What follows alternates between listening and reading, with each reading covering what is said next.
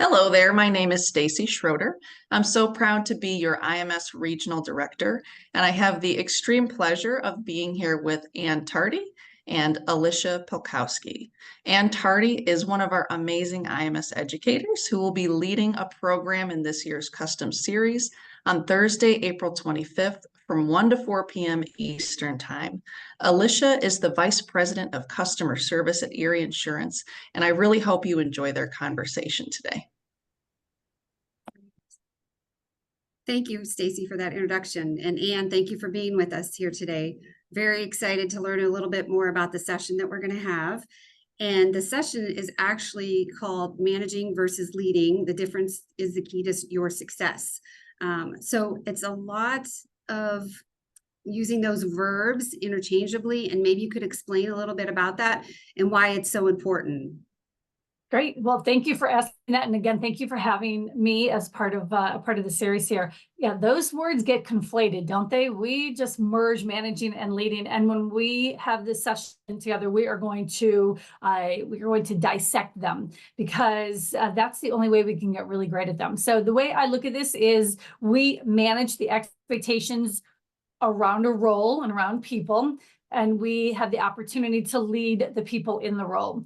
But I can't really manage you. I can't tell you, I can't tell you to be happy. I can't tell you to grow and develop and look at your career in a certain way, but I can lead, I could influence, I could mentor you, I could be a role model for you. And, but I am responsible for managing the expectations that you have for your role, and to the team and to the organization. And that I can control. I can't really control what you do with that. I can't control how successful or not you are. That's really up to you, but I do have the power to influence and to mentor and guide you along the way. And that's the difference between managing and leading. We're just going to manage those expectations around a person and lead the person. And if we can distinguish those, we have a lot of opportunity to make a difference. And that's really what we get into these roles for.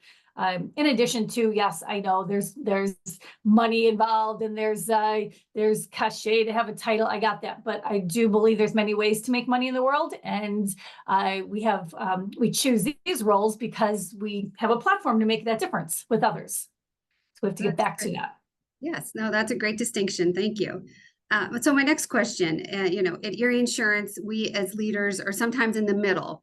And we're responsible for getting the work done, but we're responsible for our teams and accountable for our teams as leaders too. So can you talk about being in that sandwich spot and how we get out of that, or how we manage that spot? Yeah, and I actually think every single person is in the middle of some sort. Even the CEO has a board to report to. So everyone's in the middle. Everyone has someone they have to report to and someone they have to manage those expectations. So yeah, I think it's actually a very tricky place to be, because you're kind of pulled a little like Gumby, right? You're pulled in both directions, and we have lots of expectations. Now we have to set them, but we're also having to meet them. And so often us having to meet expectations is dictating how we are setting expectations for others. And I would say one of the challenges about all that is what's coming at us fast and furious. We usually just push that way, going, well, he needs it. Oh my gosh, we have to get this. And that stress that we feel gets pushed on, or upset that is above us is now being pushed that way. But we have the opportunity here to protect our people and manage up so that those expectations are clear that way, and that we are protecting our folks. Because if we don't protect our folks, we have no opportunity to develop and grow and recognize and all that we want to do, because we're so busy just trying to get our expectations met. So the being in the middle is a challenge, but it's a great opportunity. It's kind of like playing chess a little bit. We don't really know what's coming at us, and it's all about personalities. They're everywhere, and but that's what we can become really great at. So it's not just managing the expectations that our folks have; it's managing theirs as well. So if we can make all that happen, the cool part is we actually can lead up. Now we can help develop, grow, influence up as well as down. That makes us really good at where we're at. That's good perspective. Yes, thank you. Okay, so I know a little bit about your background, and can you tell us about your time as an attorney, how that influenced your approach to leadership? Yeah.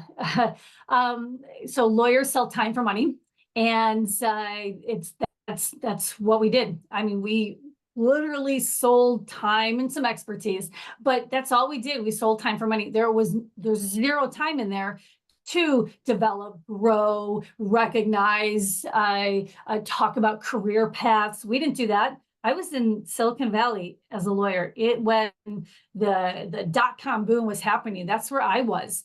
And so nobody talked about mentoring each other or where's your career path going. It was a really like we're just cranking out the work, cranking out the companies. I set up companies. I got them funded with venture capital money, and I either got them to go public or get acquired, and that was my job. So there was not many conversations about where would you like to go in your career? What does that look like? We didn't do that at all. So I felt this huge missing, but notice I cannot blame the folks I worked with. It was so much fun.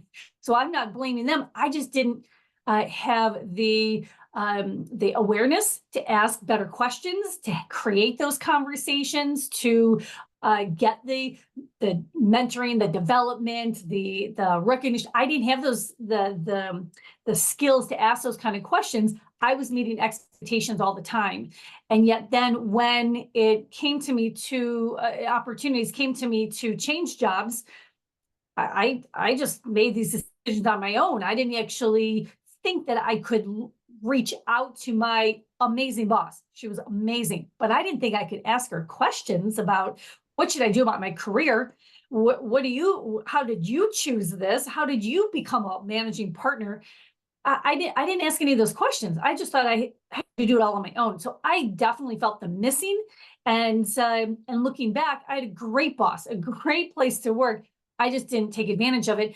And I don't know that it was something we all talked about that said, hey, have these kind of conversations and do these sort of things. Any development we had was because we had continuing education we needed for our license. It wasn't because we were looking to be developed as leaders or anything like that. So I definitely felt the missing, but not the blame, more the, wow, I wish I had known that I could have had those conversations. I could have benefited that much more and not made all these decisions on my own. Yeah, that's great. Thank you. Okay, so we know the world's changing at a very fast pace, especially since the pandemic, and we're feeling it in the insurance industry. And our customers have very high expectations. They want digital, they want on demand. How can our senior leaders help us and support us as leaders in that space? I think it's great. The more technology there is, the more opportunities we have to become more effective at managing expectations that and efficient, that then allows us more time to lean in and have these conversations. Days are long gone where the people who are higher up in the organization are showing up to work to do nothing else but mentor people. That's really where they should be. Like they should come to work and look around and go, hey, Alicia, let's have lunch this week and talk about your career. But that doesn't happen anymore because they're so busy doing work and doing meetings and doing stuff. But that's how it used to be. It used to be those who had 30, 40 years under their belt would show up at work, open their calendar and go, it's your time this week. When are we having lunch? Let's talk about your career. But what if we got those expectations managed, not only our management, but our clients, and got them what they needed in a more efficient, effective manner so we could have more of those conversations. We could do more succession planning, not because, oh my gosh, someone left. I love when people are just gobsmacked that someone retired after 40 years. They left. Well, did you not see that coming? Like we should have been planning for that. And when they go, we have nobody. Well, then that's your fault. You should have been looking back and going, okay, who can I develop? I should have a line of people who are ready, can take my job. But we're not having those conversations. We're too busy being on Zoom, doing stuff. Well, if we lean into technology and made ourselves more effective and efficient, well, then we could have more of those conversations. And it could become a cultural norm to develop and have succession planning conversations and mentor folks. And we can still meet the needs of the clients, but now we're meeting them even better because we're not being so busy all the time. No, that's great because we do have a lot of tenure here at Erie Insurance. So that is something that we take a look at. So thank you. So I have one final question for you. So tell us a little bit why you feel we should attend this session. I'm very excited about it, but April 25th is coming right around the corner here. So Erie leaders want to know why to attend this event.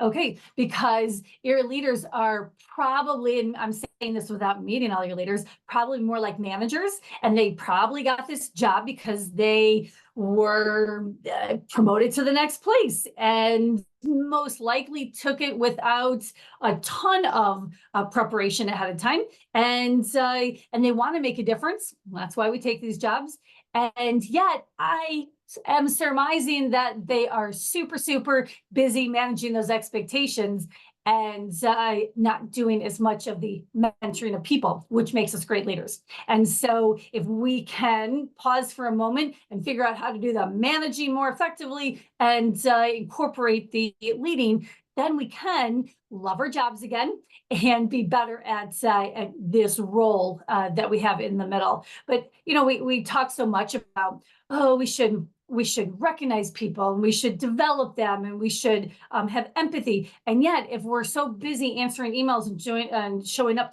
to meetings, then me showing up and going, hey, great job. And you're like, what? Haven't seen you in a while. Like, what? Great job for what? Like, we're kind of like throwing it like spaghetti on the wall without being very thoughtful about creating that trust as a foundation and building on that, because we're just trying to get that stuff off of our to-do list and our emails and our meetings. So we have an opportunity to do a much better job, but for ourselves and others, so we can really enjoy our jobs again. That's great. Thank you. I look forward to the session. Yay. I'm excited about it. Thank you so much for having me, and we will have a great time. We'll come away with immediately implementable skills and strategies for y'all. That's fantastic. Thank you. Yes, Well, thank I you. love it. I hope you guys enjoyed the conversation and really Thanks, loved learning a little bit more about Erie leaders and what we're expecting and what Ann Tardy's bringing to the table. I think you can tell just from Ann's tone that she is an eternal optimist. And I think we can all use that positivity and that energy. And I really hope to see you at the program on April 25th. Thank you, Stacey.